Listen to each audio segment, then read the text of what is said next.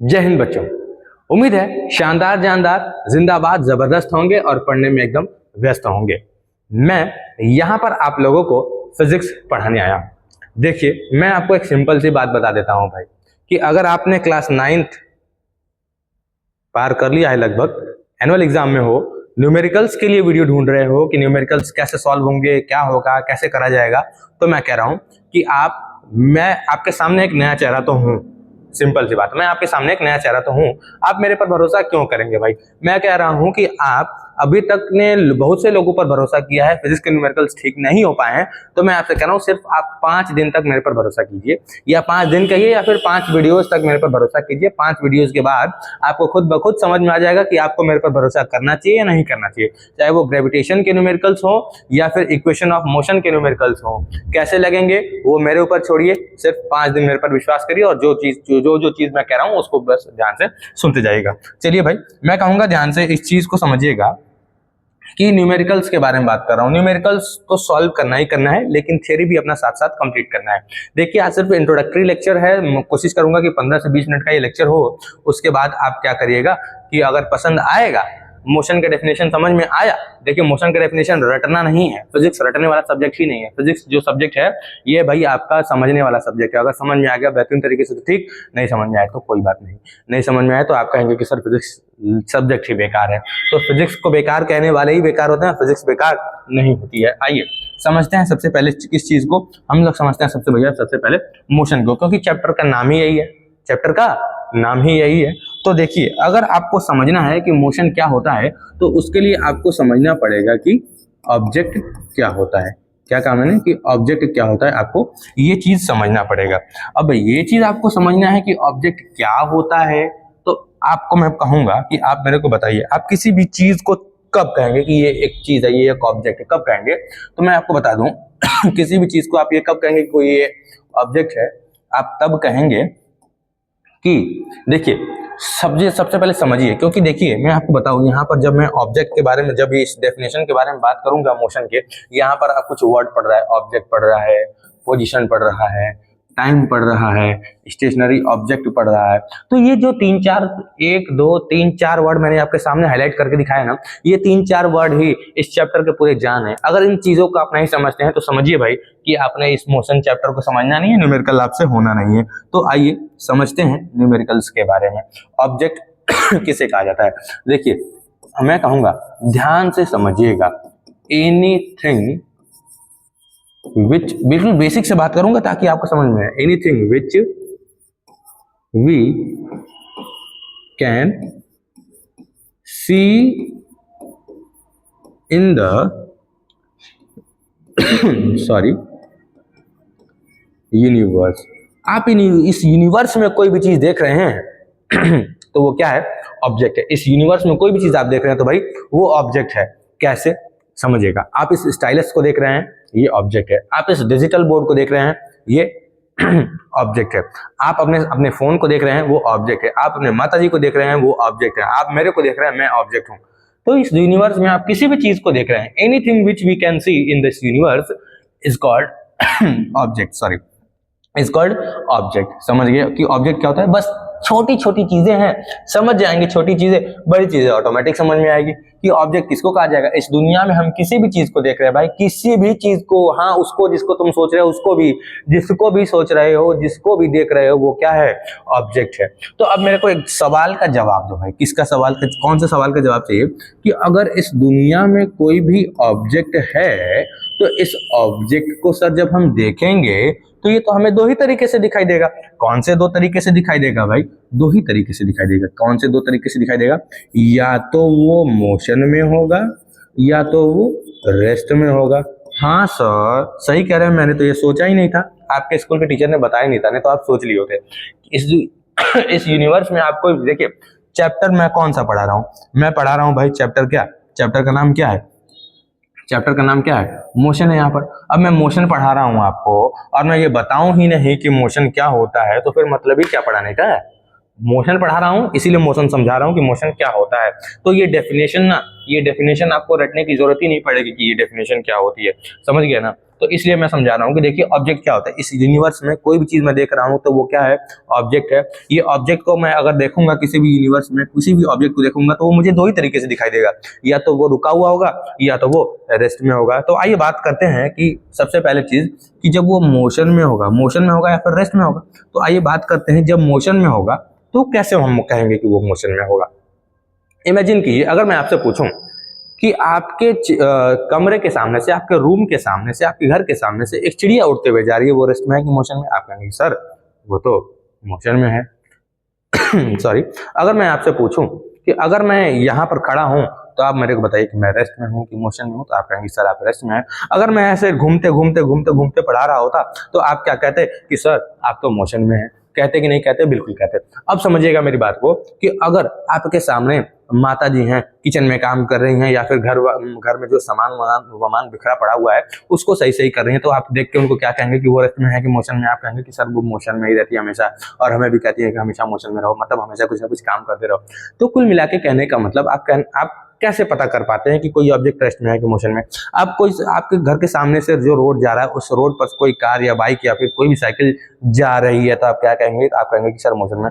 मैं पूछूंगी यहाँ पर पंखा लगा हुआ है, इस पंखा रेस्ट में है कि मोशन में है? तो आप कहेंगे हो सकता है इसमें से कुछ लोग कंफ्यूजन में हो कि सर पंखा तो घूम रहा है, इसका मतलब मोशन में है, पंखा तो टंगा हुआ है वो तो रेस्ट में है। सॉरी, थोड़ा खांसी की प्रॉब्लम है, लेकिन फिर भी मैं आज बिना पीपीटी तैयार किए ही क्लास कैसे लेके चला आया।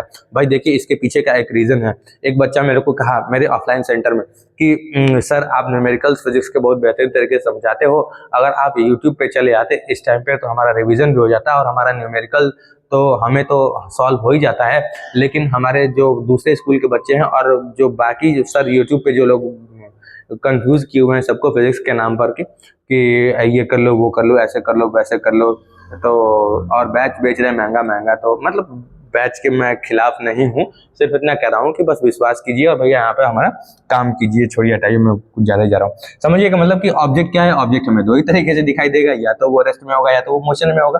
तो मोशन में कहने का मतलब मोशन में हमें कैसे पता चलेगा कि कोई भी चीज़ रेस्ट में है कि मोशन में है? तो जब हमें पता करना होगा कि कोई भी चीज रेस्ट में है कि मोशन में है, उसके लिए हमें क्या करना पड़ेगा? ऑब्जेक्ट तो हमने समझ लिया, उसके लिए हमें समझना पड़ेगा कि पोजीशन क्या होता है, उसके लिए हमें समझना पड़ेगा टाइम क्या होता है, उसके लिए हमें समझना पड़ेगा स्टेशनरी ऑब्जेक्ट क्या होता है। आइए मैं समझाता हूँ आपको पोजीशन के बारे में। ये बताइए मोशन का आप देख रहे हैं, मैं क्या कर रहा हूँ, इसका पोजीशन चेंज कर दिया मैंने। इस मोशन को यहाँ से उठा करके यहाँ रख दिया, इसका मतलब मैंने इसका पोजीशन चेंज कर दिया। इसका मतलब मैंने मोशन का पोजीशन चेंज कर दिया। मैंने मोशन का पोजीशन चेंज कर दिया। पोजीशन क्या हो रहा है? मोशन का चेंज हो रहा है, यानी कि एक जगह से हट करके दूसरी जगह पे जा रहा है, दूसरी जगह से हट करके तीसरी जगह पे जा रहा है। इसको क्या कहते हैं? पोजीशन चेंज करना कहते हैं। क्या कहते हैं इसको कहते हैं पोजीशन चेंज करना। आइए अब हमें किस चीज को समझना होगा? अब हमें समझना होगा, यहाँ पर हमने पोजीशन भी समझ लिया, अब हमें समझना होगा कि टाइम क्या होता है। टाइम होता है, कहने का मतलब अभी 7:25 यहाँ पर हो रहा है, तो हमें क्या है 7:25 अभी यहाँ पर हो रहा है, तो कुल मिला के कहने का मतलब हो सकता है कि अभी 7:30 भी हो जाए, 7:30 भी हो जाए, तो यानी कि 7:30 भी हो जाएगा अगर, तो कहने का मतलब क्या कि टाइम तो टाइम है, टाइम तो बढ़ता ही रहता है। यानी कि टाइम को आप बस इतना समझना है कि टाइम जो है वो टाइम है। अब देखिए अब आपको समझना है कि स्टेशनरी ऑब्जेक्ट क्या होता है। सर हमने तो ये तो समझ लिया कि ऑब्जेक्ट क्या होता है, अब हम ये कैसे समझे कि स्टेशनरी ऑब्जेक्ट क्या होता है? देखिए ऑब्जेक्ट, इस दुनिया में कोई भी चीज देख रहे हैं तो क्या है? वो ऑब्जेक्ट है। मैंने क्या कहा कि कोई भी चीज ऑब्जेक्ट होगा, या तो वो चल रहा होगा, कहीं ना कहीं मोशन कर रहा होगा, या फिर कोई भी चीज होगा एक ऐसा ऑब्जेक्ट जो कि रेस्ट में होगा। तो एक ऐसा ऑब्जेक्ट मेरे भाई, एक ऐसा ऑब्जेक्ट मैं इधर लिख के समझाता हूं, एक ऐसा ऑब्जेक्ट जो हमेशा रेस्ट में होगा, ऑलवेज इन रेस्ट, एक ऐसा ऑब्जेक्ट जो हमेशा रेस्ट में रहेगा, उसको हम क्या कहेंगे? उसको हम कहेंगे स्टेशनरी ऑब्जेक्ट। सर समझे नहीं, स्टेशनरी ऑब्जेक्ट जो हमेशा रेस्ट में रहेगा, स्टेशनरी ऑब्जेक्ट जो स्टेशनरी ऑब्जेक्ट होगा वो हमेशा रेस्ट में रहेगा, उसको हम क्या कहेंगे? स्टेशनरी ऑब्जेक्ट कहेंगे। सर समझाओ ना सर, नहीं समझ में आया कि क्या मतलब है इसका। देखो इसके एग्जाम्पल में आप दो चीज लो, एक लो अपना स्कूल और एक लो अपना घर, एक लो अपना स्कूल और एक लो अपना घर। अब सबसे पहले मैं समझाने की कोशिश करता हूं तुम्हारे स्कूल से। मेरे को आज बताओ, आप जहां पर हो, जिस सिटी में हो, उसी सिटी में आपका स्कूल होगा? हाँ जी हाँ सर होगा। जिस सिटी में आप होगे उसी सिटी में आपका क्या होगा? स्कूल होगा। क्या होगा? उसी सिटी में आपका स्कूल होगा। तो मेरे को आप इस सवाल का जवाब दीजिए कि आज से 15-20 साल बाद क्या आपका स्कूल अमेरिका, अफगानिस्तान, रसिया, नेपाल, भूटान, श्रीलंका में तो नहीं चला जाएगा? जिस सिटी में अभी आप हो उसी सिटी में आपका स्कूल होगा। हाँ जी सर होगा। तो एक ऐसा ऑब्जेक्ट जो हमेशा रेस्ट में रहेगा उसको हम कहेंगे स्टेशनरी ऑब्जेक्ट। क्या आपका घर भी वही है? क्या आपका घर भी वही है? अगर मैं बात करूं कि आपके घर के सामने जो पेड़ लगा हुआ है, ट्री भाई, वो ट्री भी एक स्टेशनरी ऑब्जेक्ट है क्या? एक ट्री भी स्टेशनरी ऑब्जेक्ट है क्या? यहाँ पर जो मैंने डिजिटल बोर्ड लगाया हुआ है, ये डिजिटल बोर्ड भी आपका स्टेशनरी ऑब्जेक्ट है क्या? आप कहेंगे कि हाँ जी सर, ये भी तो स्टेशनरी ऑब्जेक्ट है जो अपना पोजीशन कभी भी चेंज नहीं कर सकता, उसको हम क्या कहेंगे?